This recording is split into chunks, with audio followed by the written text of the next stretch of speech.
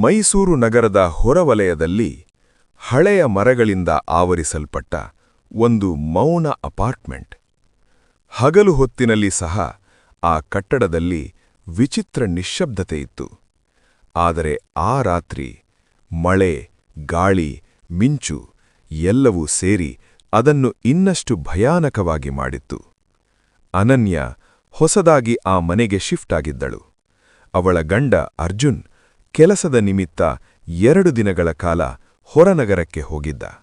ಭಯಪಡಬೇಡ, ಏನಾದ್ರೂ ಆಯಿತಂದ್ರೆ ಕರೆ ಮಾಡು ಎಂದು ನಗುತ್ತಲೇ ಅವನು ಹೊರಟಿದ್ದ. ಆ ಮಾತು ಆ ಕ್ಷಣದಲ್ಲಿ ಅವಳ ಕಿವಿಯಲ್ಲಿ ಮತ್ತೆ ಮತ್ತೆ ಪ್ರತಿಧ್ವನಿಸುತ್ತಿತ್ತು. ಗಡಿಯಾರದಲ್ಲಿ 11:30. ಮಳೆ ಕಿಟಕಿಗಳ ಮೇಲೆ ಜೋರಾಗಿ ಬಡಿದಾಡುತ್ತಿತ್ತು. ಪ್ರತಿ ಮಿಂಚಿನ ಹೊಳಪಿನಲ್ಲಿ ಮನೆ ಒಳಗೆ ಕೆಲವು ಕ್ಷಣಗಳು ವಿಚಿತ್ರ ನೆರಳುಗಳು ಮೂಡುತ್ತಿದ್ದವು. ಅನನ್ಯ ಸೋಫಾದ ಮೇಲೆ ಕುಳಿತಿದ್ದಳು. ಟಿವಿ ಆನ್ ಇತ್ತು, ಆದರೆ ಅವಳ ಗಮನ ಅಲ್ಲಿರಲಿಲ್ಲ. ಏನೋ ಯಾರೋ ನೋಡುತ್ತಿರುವಂತೆ ಅವಳಿಗೆ ಭಾಸವಾಗುತ್ತಿತ್ತು. ಹೊಸ ಮನೆ ಅಂದ್ರೆ ಹೀಗೆ ಅನಿಸುತ್ತದೆ, ಅವಳು ತನ್ನನ್ನೇ ಸಮಾಧಾನಪಡಿಸಿಕೊಂಡಳು. ಅಷ್ಟರಲ್ಲಿ ಫೋನ್ ಕಂಪಿಸಿತು. Unknown number. ಅವಳು ಕ್ಷಣಕಾಲ ಹಿಂಜರಿದು ಕರೆ ಸ್ವೀಕರಿಸಿದಳು. ಹಲೋ. ಮತ್ತೆ ಮೌನ. ಆ ಮೌನದಲ್ಲಿ ಮಾತ್ರ ಕೇಳಿಸಿಕೊಂಡದ್ದು ಯಾರೋ ಭಾರವಾಗಿ ಉಸಿರಾಡುವ ಶಬ್ದ. ಯಾರ್ ಮಾತಾಡ್ತಿದ್ದೀರಾ? ಉತ್ತರ ಬಂದಿಲ್ಲ. ಕೆಲವು ಕ್ಷಣಗಳ ಬಳಿಕ ಕರೆ ಕಟ್ಟಾಯಿತು. ಅವಳ ಕೈ ಬೆವರುತ್ತಿತ್ತು. ಅವಳು ಎದ್ದು ಎಲ್ಲಾ ಬಾಗಿಲು ಕಿಟಕಿಗಳನ್ನು ಪರಿಶೀಲಿಸಿದಳು. ಎಲ್ಲವೂ ಲಾಕ್ ಆಗಿದ್ದವು. ಆದರೆ ಕಿಚನ್ ಕಡೆ ಹೋದಾಗ ನೆಲ ಸ್ವಲ್ಪ ಒದ್ದೆಯಾಗಿತ್ತು. ಮಳೆನೀರು ಒಳಬಂದಿರಲಿಲ್ಲ. ಹಾಗಾದರೆ ಅದು ಏನು? ಅವಳು ಕಿಟಕಿಯ ಹೊರಗೆ ನೋಡಿದಳು.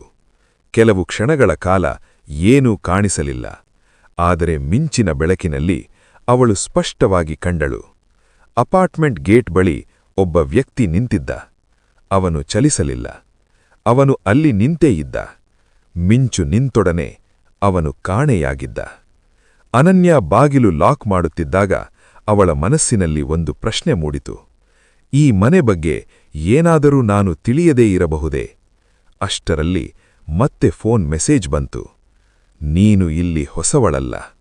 ಅವಳ ಹೃದಯ ಬಡಿತ ಕ್ಷಣಕ್ಕೆ ನಿಂತಂತೆ ಆಯಿತು. ಅವಳು ಈ ಮನೆಗೆ ಮೊದಲ ಬಾರಿ ಬಂದಿದ್ದಳು.